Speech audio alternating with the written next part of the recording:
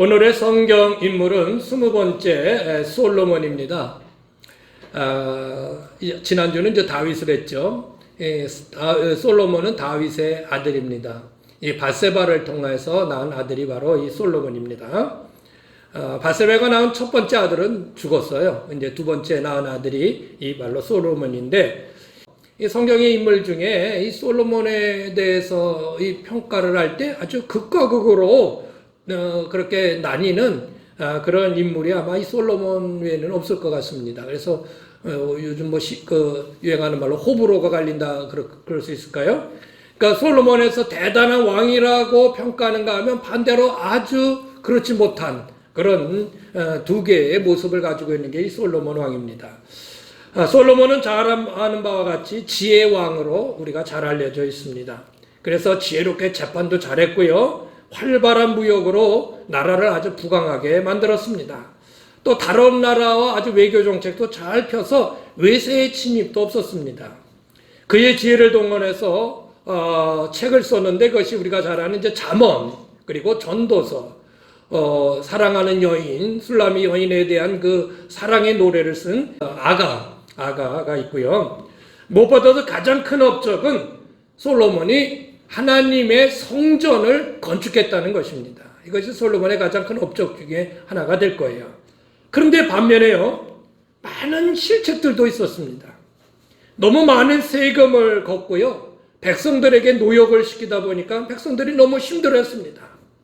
다른 나라들과의 화해 정책을 위해서 그 나라의 그 왕실에 있는 공주들을 데려다가 정략적인 결혼을 했습니다. 근데 이 공주들이 올 때 그냥 온 게 아니라 자기네 나라에서, 이방 나라에서 섬기던 신도 같이 가져온 거예요. 그러다 보니까는 자연스럽게 그들이 가져온 그 이방 신들이 퍼지게 되어버렸어요. 그래서 전국에 그냥 우상을 섬기는 그 신당들이 아주 범람하게 되는 그런 잘못을 범하게 된 것입니다.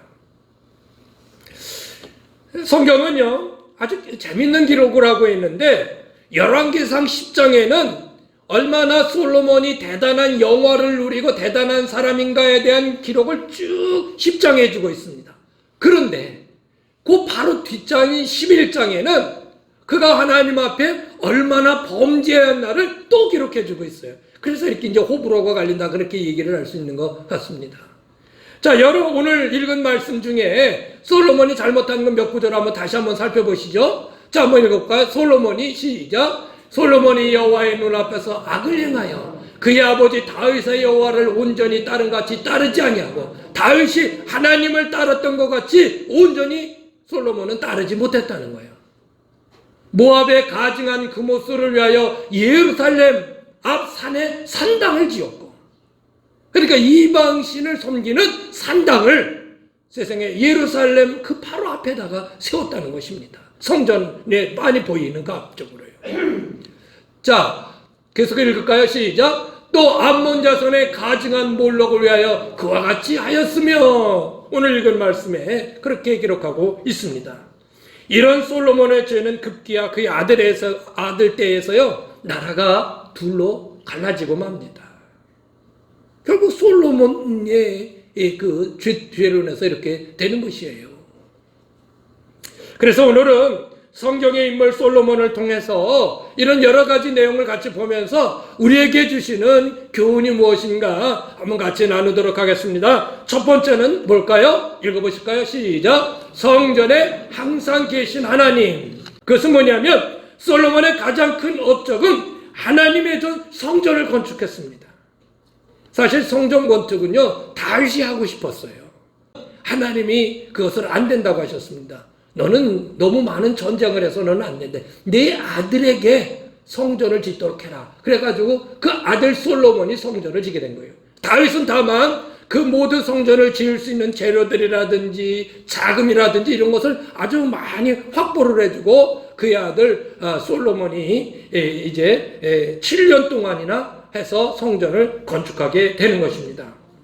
하나님께 이렇게 성전을 건축을 하고 하나님 앞에 이제 봉헌을 드리는데, 봉헌하는 하나님 앞에 기도를 하는데, 하나님께서 나타나셔서 이런 말씀을 하십니다. 열왕기상 9장 3절에 이런 말씀을 하여 여호와께서 시작 여호와께서 그에게 이르시되 내 기도와 내가 내 앞에 간구한 바를 내가 들었은즉 나는 내가 건축할 이 성전을 거룩하게 구별하여 내 이름을 영원히 그곳에 두며 내 눈길과 내 마음이 항상 거기에 있으리니. 이 말씀은 뭐예요?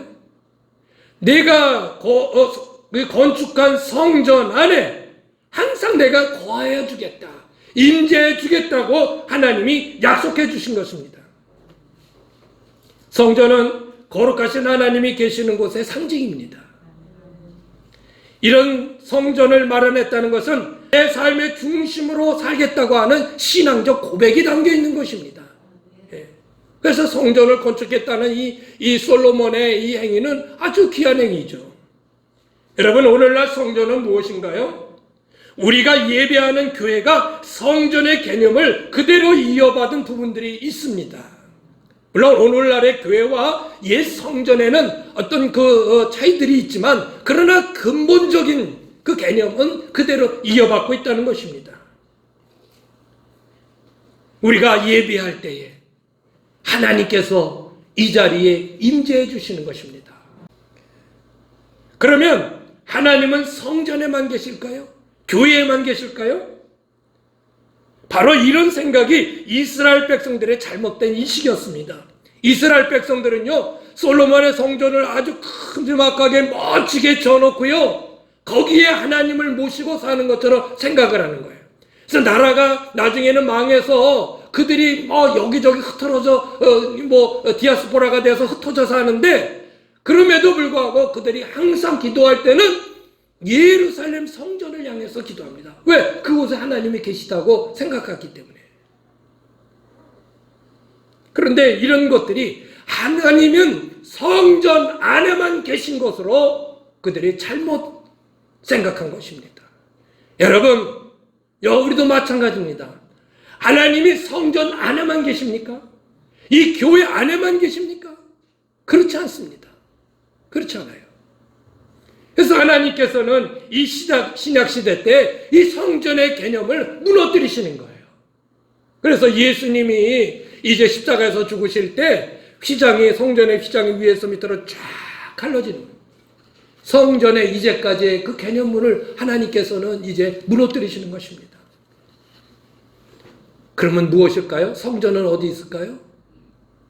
성전은 여러분, 성도 개개인이 다 성전인 것입니다. 그렇게 예수님께서 바꿔주셨습니다. 너희 몸은 너희가 하나님께로 받은 바 너희 가운데 계신 성령의 전인지 알지 못하느냐, 여기까지 읽어도 됩니다. 너희 몸은 너희가 하나님으로부터 받은 너희 가운데 계신 성령의 전인지를 알지 못하느냐. 우리의 몸은 하나님의 영, 성령께서 우리 가운데 계시는 성전인 것입니다. 하나님이 거하시는 성전이 바로 내 안이라는 거예요. 내 몸인 하나님의 영, 성령, 즉 하나님이신 성령이 내 안에 거하고 계시다라고 하는 사실입니다. 요즘 우리는 사실을 특별 새벽 기도를 하면서 우리의 잠들어 있는 영혼을 깨우자, 우리의 잠드는 영을 깨우자라는 기도 제목을 가지고요, 우리가 계속 기도하고 있습니다. 예수 믿는 우리에게 하나님의 영 성령을 부어주셨는데 왜 여러분은 그 귀하신 성령을 누리지 못하며 느끼지 못하며 그렇게 힘없이 맥없이 살아가고 있느냐 하는 것입니다. 우리의 영을 깨워야 합니다. 깨어나야 합니다. 맛을 잃어버린 소금처럼 그렇게 아무 의미 없는 그런 삶이 아닌 성령께서 우리에게 충만히 역사하여서 할렐루야, 우리의 삶을 인도해 주시고 우리를 바른 길로 인도해 주시고 순간순간 하나님이 기뻐하시는 판단을 하게 하시며 성령님이 주시는 기쁨과 그 은혜가 우리의 심령 가운데 늘 차고 넘칠 수 있는데 왜 우리는 그것을 누리지 못하며 살고 있는, 성령이 계신지 안 계신지도 모르는 것처럼 그렇게 살아가고 있느냐는 것이죠. 사랑하는 여러분, 내 몸이 성전입니다. 하나님이 계신 성전입니다. 하나님의 영 성령이 계신 성전입니다. 그러므로 여러분, 우리의 심령이 깨끗이 거룩하게 늘 보존되어야 하는 것입니다. 솔로몬의 성전은요, 한번 아름답게 건축한 것으로 끝날는지 모르지만 우리 안의 성전은 건축이 아직 끝나지 않았습니다. 계속 하나님이 기뻐하실 성전으로 만들어 나가야 합니다. 여러분 자신을 하나님이 기뻐하시는 성전으로 만들어 가십시오. 할렐루야. 성전은 계속 지어져야 합니다. 여러분 안에 있는 성전은 계속 만들어져 나가야 합니다. 우리 모두가 성막계라는 이 성전을 더 아름답게 만들어 나가야 합니다. 이것이 이 시대에 우리에게 주신 사명인 것입니다. 자, 두 번째 뭘까요? 시작! 솔로몬의 삶은 참 화려했습니다. 솔로몬의 영광을 기록하는 열왕기상 10장의 내용을 여러분 일부 제가 소개해드리면요, 솔로몬의 왕궁은요 아주 모든 것이 다 금으로 도배되어 있었습니다. 얼마나 금이 흔했는지 그 솔로몬을 지키는 그 근위대들의 그 방패는 다 금으로 만들었어요. 그래서 그 열왕기상 10장에 보면요, 은은 뭐 돌처럼 여겼다는 거. 은만 해도 꽤 귀한 거잖아요. 근데 은은 뭐 돌처럼 여길 정도로 그렇게 금이 귀했다는 것이, 아주 흔했다는 것입니다. 솔로몬이 먹는 모든 그릇들과 또 마시는 그 모든 잔들은 다 금으로 되어 있습니다.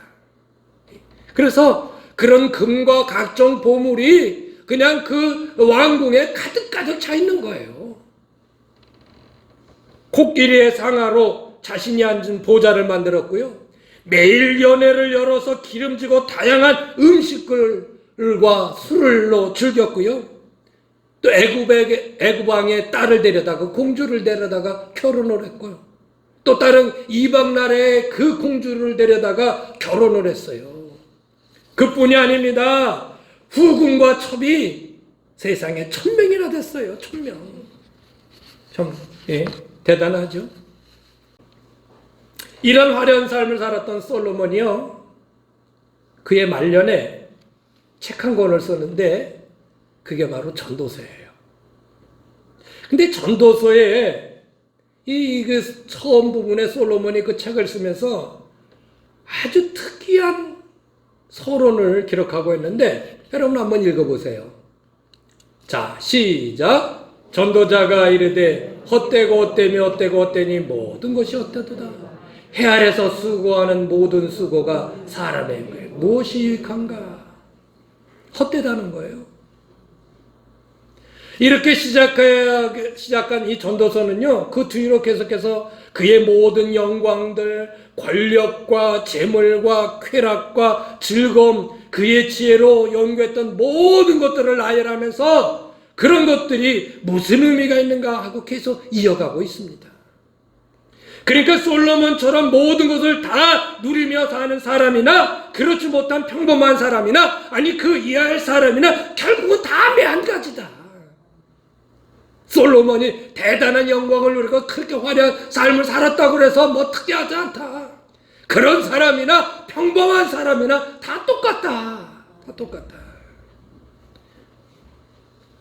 그러면서 전도서의 결론을 맺고 있어요. 참,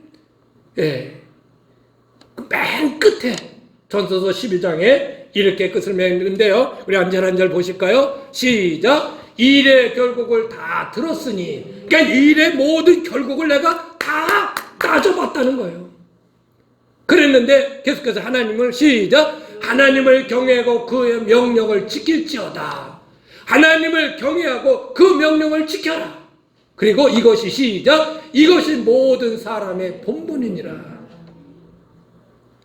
모든 사람, 모든 인생의 참다운 본분, 인생에 살아가는 참다운 의미가 뭐요? 잘 먹고 잘 살고 화려하게 살아가고 금은보화를 많이 누리고 살아가는 것, 그게 인생의 근본 의미가 아니고 하나님을 경외하고 말씀을 지키고 살아가는 것, 그것이 인생의 진정한 의미다라는 거예요. 그것을 말씀해주고 있는 것입니다. 그리고 14절에 시작. 하나님은 모든 행위와 모든 은밀한 일을 선악간에 심판하시리라. 심판하시리라. 그렇게 많은 지혜를 가졌던 솔로몬이 이전에는 몰랐지만 마지막에서 깨달은 것이 있습니다. 그의 지혜를 가지고 여러 가지 수많은 일들을 다 했던 솔로몬. 네. 그렇게 화려하게 살았던 솔로몬이 다 그런 거를 겪고 나서 마지막으로 고백한 그 말. 인생의 참된 길이 무엇이냐? 인간의 가장 근본된 도리가 무엇이냐? 그것은 하나님을 경외하고 그의 명령을 지키며 사는 것. 이것이 되지 않으면 우리 금은보화를 누리고 권력의 큰 권력을 가지고 살고 대단한 지식을 가지고 살아도 그것은 다 의미 없는 헛된 것일 수밖에 없다라는 결론이 바로 전도서의 결론인 것이고, 오늘날 솔로몬이 가장 최고로 우리에게 보여준 지혜의 말인 것입니다. 지혜의 결론인 것입니다.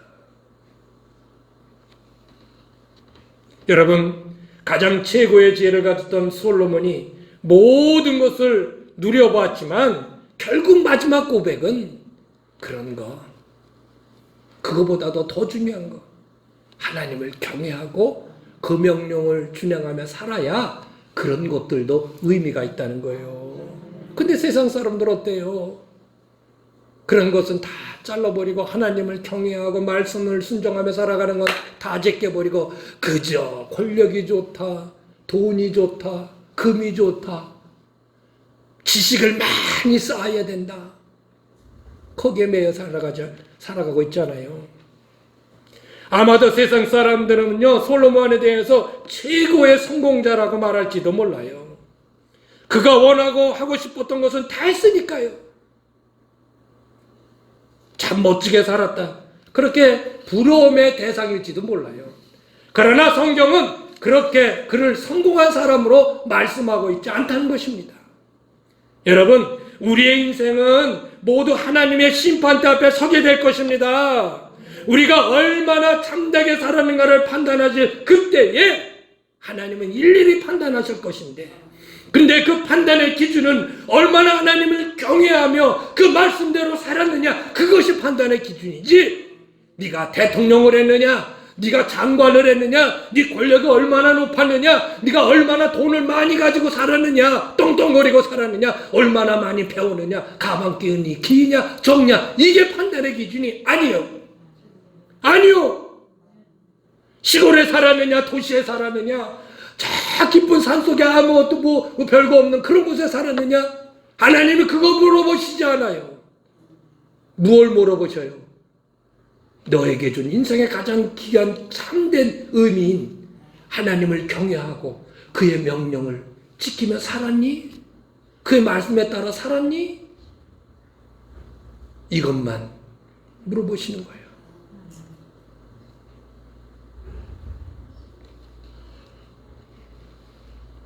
사랑하는 여러분, 여러분은 솔로몬처럼 화려하게 살지는 못하고 있을 겁니다. 솔로몬처럼 화려하진 않아도 하나님을 경외하고 그 명령을 따라 사는 여러분이 되신 것을 저는 믿습니다. 더 그렇게 사십시오. 더 하나님을 경외하며 사십시오. 더 하나님의 말씀을 준행하며 사십시오. 여러분이 어떤 것에 더 어떻게 살 것인가를 그것을 연구하고 그것을 찾는 이전에 내가 어떻게 하면 하나님의 말씀을 더 준행하며 그의 뜻을 쫓아 살아갈까, 여기를 먼저 맞춰보세요. 그리고 그러므로 내 삶은 어떤 삶이 되어야 하는가, 그리고 그 다음을 생각하세요. 그러면 하나님께서 이 먼저 번을 내가 해결하고 그것을 목적으로 삼으면 그 외의 것들도, 그 수단적인 것들도 하나님이 해결해 주셔요. 열어주셔요. 그게 믿음이에요. 그거 예수 믿는 거예요. 그게 신앙이에요. 왜 우리가 세상 사람들의 가치관을 따라가요? 돈을 쫓고 명예를 쫓고 화려함을 쫓고 즐거움을 쫓는 세상 사람들의 가치관에 왜 우리가 매몰돼서 거기에 따라가냐 말이에요. 우리는 그거 따라가는 세상 사람들이 아니잖아요. 그래, 하나님을 경외하며 살자. 내 중심은 하나님이시다. 할렐루야. 그래, 오늘도 이렇게 하나님이 말씀하셨으니 이 말씀대로 살아가자. 그러면 하나님께서 모든 것이 합력하여 선을 이루시는 하나님께서 여러분의 막혔던 것을 뚫어주시고 얽혔던 것을 풀어주시는 그러한 귀한 은혜들을 누리게 될 수 있어요. 할렐루야. 처음부터 뭔가 잘 되기만을 그거를 바라보지 마세요. 제가 계속 강조하는 거. 세상 사람의 가치관을 따라가지 말자. 예? 따라가지 말자. 자, 마지막 세 번째는 뭘까요? 마지막 세 번째는 시작. 참된 지혜는 하나님이 기뻐하시는 것을 선택하는 게 참된 지혜라는 것입니다. 솔로몬은 왕이 돼서요, 하나님께 1,000번제를 드리면서 기도를 했습니다. 그랬더니 하나님께서 나타나셔서, 그래, 네 소원이 뭐냐? 하나님, 제게 지혜를 주셔서 이 백성들을 잘 다스리고 잘 재판하고 잘 분별할 수 있는 그 지혜를 주세요. 그래서 하나님께서 그에게 엄청난 지혜를 주셨습니다. 이제까지도 없었고 앞으로도 없을 그런 놀라운 지혜를 주셨죠. 그런데 중요한 것은 그 지혜로 여러 일들을 잘 처리하기도 했지만 그렇지 않은 하나님이 원치 않은 일에 그 지혜를 사용했다는 거예요. 사용했다는 거예요. 뭘까요? 다른 나라들과의 화친을 위해서 아까도 말씀드렸지만 정략 결혼을 하다 보니까는요, 이것이 나중에는요, 이방 나라들의 우상이 온 이스라엘 땅에 범람하게 되는 그런 계기를 제공하게 됐고요. 예? 여러분 성지순례 한번 가보십시오. 성지순례 가보면 이게 예루살렘 성전이 있고요, 그 다윗성이 쭉 있습니다. 거기가 상당히 높아요. 그 앞에 보면요, 우리가 그 감람산이라고 하는 겟세마네 그 산이 저 앞에 쭉 있고, 그 밑에 이렇게 쭉 기드론 골짜기가 있습니다.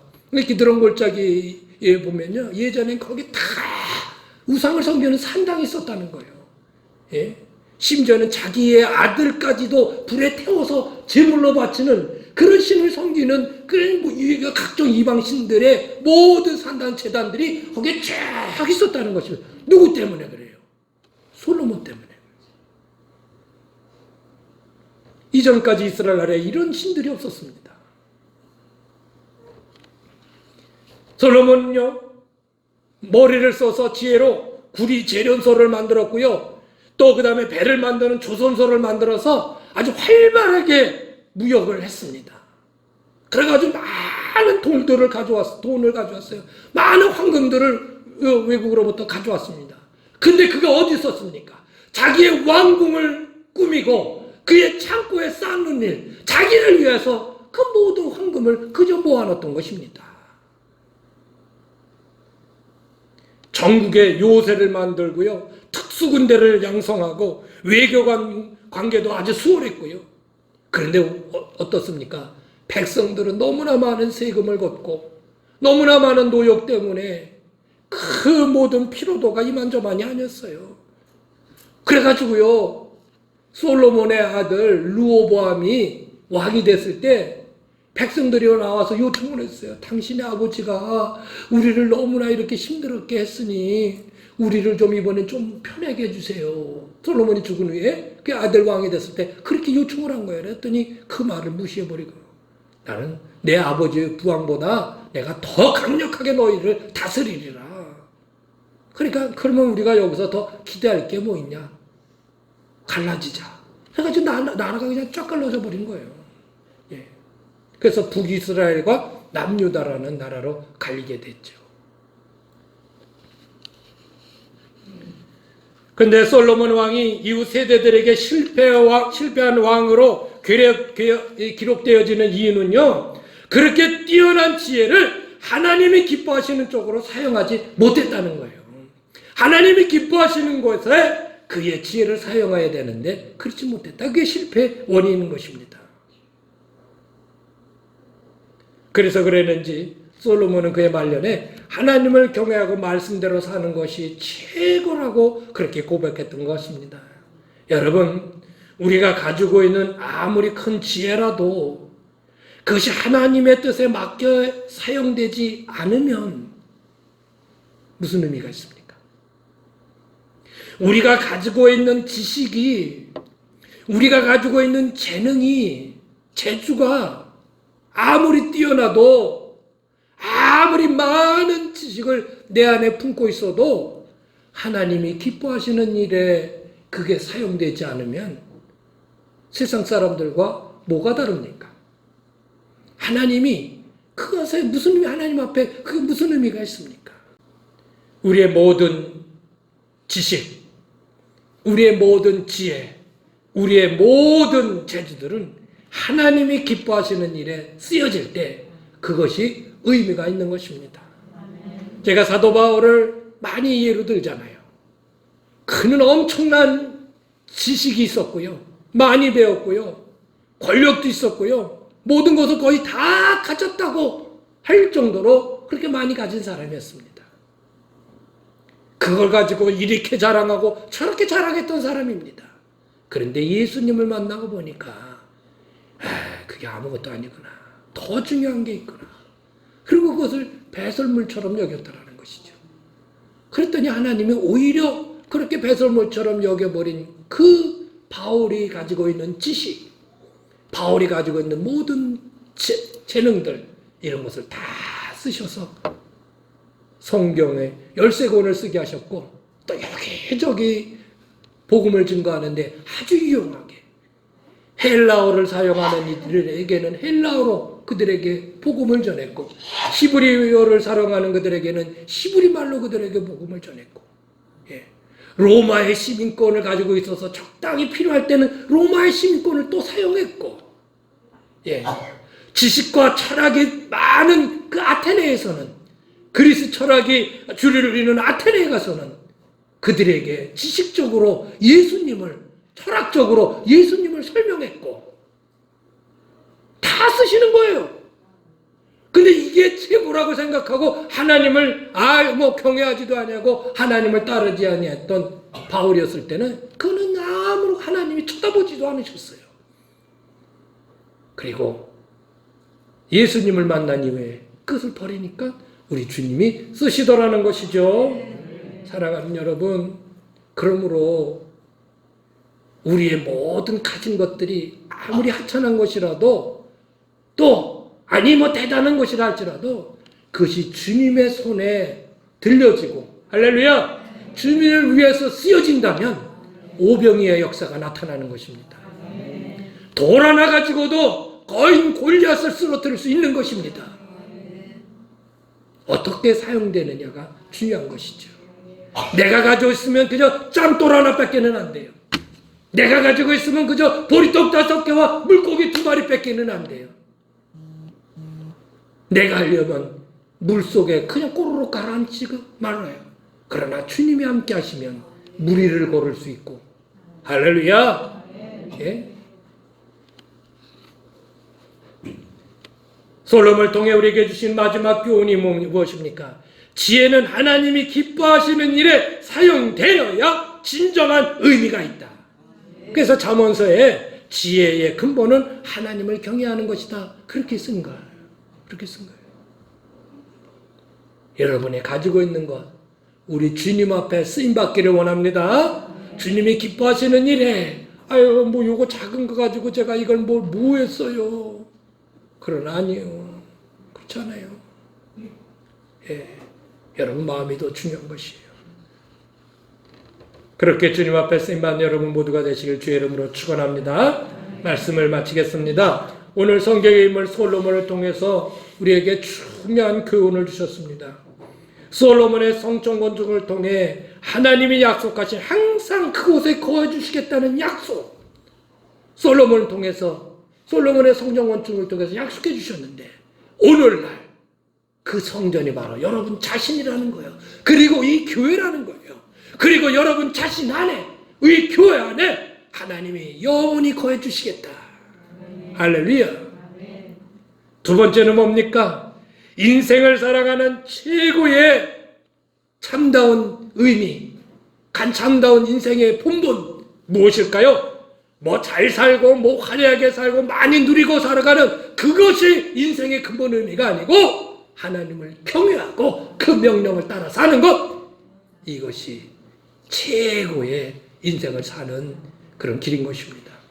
마지막으로 참다운 지혜는 하나님 앞에 쓰임받을 때, 더 나아가서 내가 가지고 있는 내 지식이나 그 어떤 것도 하나님 앞에 쓰임받을 때 의미가 있는 것이에요.